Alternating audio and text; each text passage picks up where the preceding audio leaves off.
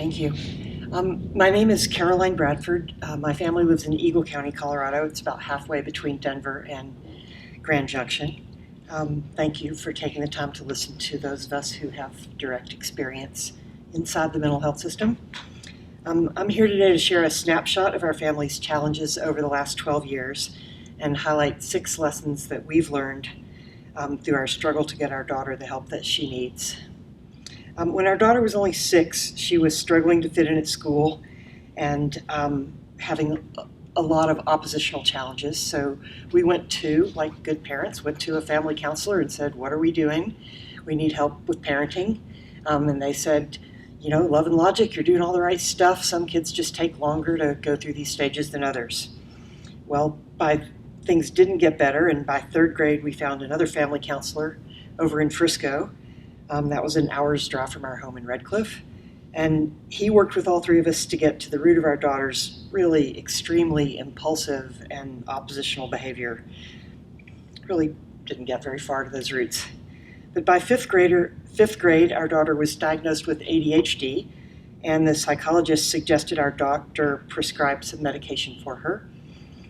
This was outside of our pediatrician's comfort zone, and so she suggested we find a psychiatrist to treat our daughter.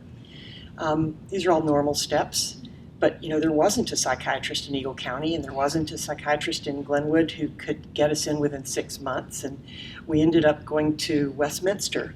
So we had found a psychiatrist in Westminster, so we would take our daughter out of school for a whole day, take off work to make the round trip to Westminster to have a 30-minute appointment. But that kind of relationship is outside, you know, they don't have a team approach with your counselor, and that was very awkward for us. But he, you know, prescribed Adhd Meds, and he explained that they would help her focus better. We weren't really on board with meds at first. We actually didn't know that if you go to a psychiatrist, that like they're going to give you a med. We thought it was like another form of therapy or treatment or something. So we just didn't get that part. But he explained that, you know, if our daughter had cancer, that we'd probably give her cancer drugs, and if she had vision problems, which she did, she wore glasses, that we would let her wear glasses, and so we should let her take ADHD meds. And we were like, okay. So we did. And after a little tweaking of the dose with the teacher's guidance, things did seem to get better at school, and we were very happy. But really, by 6th grade, she was very anxious and depressed and having trouble sleeping. So the doctor provided some sleep aids. That's after, you know, things like good celestial seasonings, teas, and all the normal non-bed things you would do to help your kid sleep. And she was still going to therapy with no real improvement. The whole family was.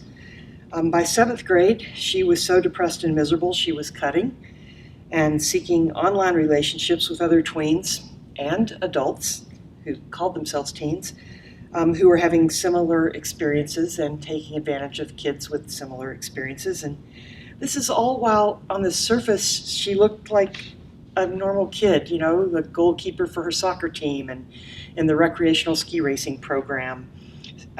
She was very quiet at school and she performed well academically, but socially she was very anxious and she didn't read facial cues well at all, which made it really difficult for her socially.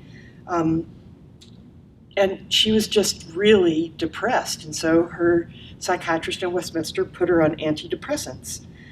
So in 8th grade, she was talking to friends about killing herself. I remember one time when we were watching a family movie, eating popcorn together, not talking, of course, because we're watching a movie and she's texting with somebody. I heard something out on the front porch, and I got up and went to the front porch, and there's a policeman with his gun drawn, because my daughter had been telling people that she was going to kill herself, and one of her friends had told her mom, who called the police, and you know, so now we have the police and the fire department and the ambulance and everything. This is not the kind of response that de-escalates the situation. But everything really was escalated, and we needed serious help. So we went to Children's Hospital, where they agreed to evaluate her. She was admitted to the partial hospitalization program, which means you go from 9 in the morning till 3:30 in the afternoon for help. She was there for a month, which is really disruptive to your family's life and to her life, and she hated every day of it. And the best thing that I can say about that experience was that our insurance company helped pay the bill, which we found out a couple of months later was over $45,000. Unfortunately, that didn't really help. She got angrier. She threatened to kill herself once when a teacher asked her to put her phone away at school, and the principal said, "We can't help your daughter here anymore. We really think you should withdraw her from school." We found a family educational consultant who recommended we send our daughter to wilderness therapy. She went to Open Sky Wilderness Therapy, and that's the single bright, positive experience of her life. It changed the trajectory of her life. They're based in Durango. They supported the whole family. It's really a dual generation approach. But after that, they recommended that she go to a residential program. She went to basically what's a therapeutic boarding school in Utah. I highly recommend everybody focusing on the Utah system because they have very impressive supports for families like ours. The 6 brief lessons learned, I'm going to go over a minute or two, sorry. The thing that we were recommended when she was in elementary school, which is the only thing that really has worked, is facilitated peer support groups for children. And again, starting in elementary school. Every counselor that we went to said it would be good for her to be in a peer group or a group therapy with other teens. And there was never one for her to be in. They just all recommended it as a good idea. The second thing is I recommend professional insurance special advocates to help parents navigate the insurance denial process. Parity laws sound great. Until we tried to get Blue Cross Blue Shield to help us pay for wilderness therapy or residential mental health care treatment for our child, we didn't know what we were up against. They are just going to say no. So we hired Denials Management, a company that helps you fight your insurance company. They have an insurance specialist. They're out of Utah too. But we shouldn't need to hire a lawyer or forensic insurance specialist to figure out mental health benefits and to get our insurance company to pay their fair share for treatment that is part of your benefits. The company, by the way, was successful in helping us get reimbursed, but the amount we paid them and the amount we got back from the insurance company is pretty much a wash, with a whole lot of brain cells lost. This kind of treatment is expensive if your insurance company isn't going to help you.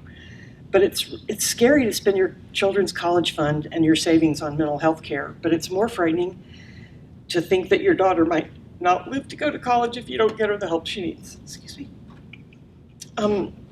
Another program that I think has been really helpful is the Law Enforcement and Mental Health Clinician Co-Responder Program. There are a few of them across the state. There's one in Eagle County now.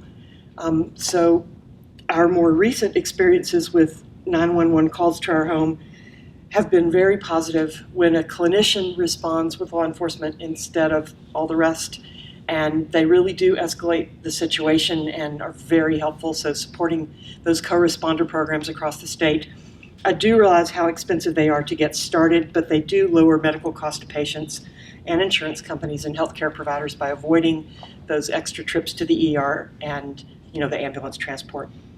And the last thing is just access to a psychiatrist who's part of the therapeutic treatment team and provides truly informed consent around meds and helps you understand what the side effects are of the medications that your daughter is getting. Based on our family's experience, I'm sort of worried that the poor outcomes that we've experienced might be because of some of the medications that we gave our daughter, stacking upon one another. These medications all have serious side effects, and we'll never really know whether our daughter's medication treatment may have contributed to her mental health challenges rather than just helping. And lastly, in closing, we're very grateful to the Colorado Youth Mental Health Treatment Act of 2018. I thought that I'd been really good at navigating this system for years, and I never heard of it till this year. And I'm like, okay, I'm on all these committees, and I've, God knows, been in a lot of therapy with our family, but we had never heard of it. And it helps families like ours pay for the residential and community treatment that our family so desperately needed. and we're very grateful to that program. So anything that this task force can do to help further that, always getting appropriations, would be terrific. And I'm happy to answer any questions. I'm going to stay as long as I can this afternoon. Thank you.